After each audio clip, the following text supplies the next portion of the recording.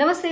Andhra politics గురించి మాట్లాడుకుందాము. జగన్మోహన్ రెడ్డి గారు జగన్మోహన్ గారు ఏదైతే కంప్లైంట్ చేశారో పవన్ కళ్యాణ్ గారు 100 రోజులు కావాలి అన్నారు. అది యాక్చువల్లీ నిజమైనటువంటి రాజకీయ నాయకుడు చెప్పాల్సిన మాట. నాకు ఒక 3 నెలల నుంచి 100 రోజులు సమయం కావాలి.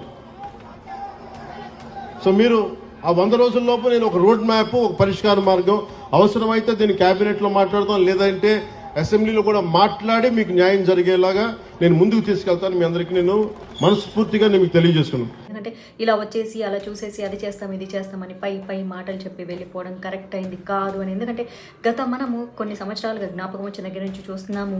వాళ్ళ వస్తారు, శంకుస్థాపన చేస్తారు, వెళ్ళిపోతారు, ఇలా ప్రమాణాలు చేస్తారు, వెళ్ళిపోతారు. ఏవి ప్రజలకు సరిగ్గా రీచ్ అవ్వట్లేదు. అందుకే ఎవరైనా ప్రమాణం చేస్తే కూడా అంటారనమాట రాజకీయ నాయకుడు ప్రమాణాల్లో ఉన్నాయని.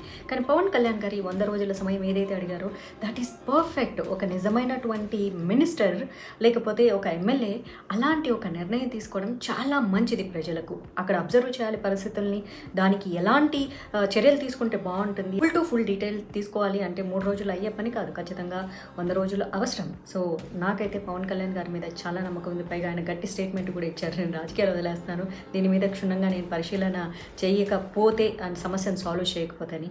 డెఫినెట్గా చేసే నాయకుడు ఎప్పుడు అలానే ఉంటాడు. ద్వేషం పక్కన పెట్టండి. యాక్చువల్లీ పవన్ కళ్యాణ్ హేట్ చేసే వాళ్ళకు ఆయనతో పర్సనల్గా ఎట్లాంటి హేట్ ఉండదు, కేవలం పార్టీల మీద. కానీ నిజమైనటువంటి నాయకుడు ప్రజల్లోకి వచ్చినప్పుడు ఖచ్చితంగా వారిని సపోర్ట్ చేయాలి. ఎందుకంటే ఎండ్ ఆఫ్ ద డే మనకు కావాల్సింది ప్రజల సమస్యలు తీరటమే కదా. మరి మీరేమంటారో ఒకసారి కామెంట్ చేయండి.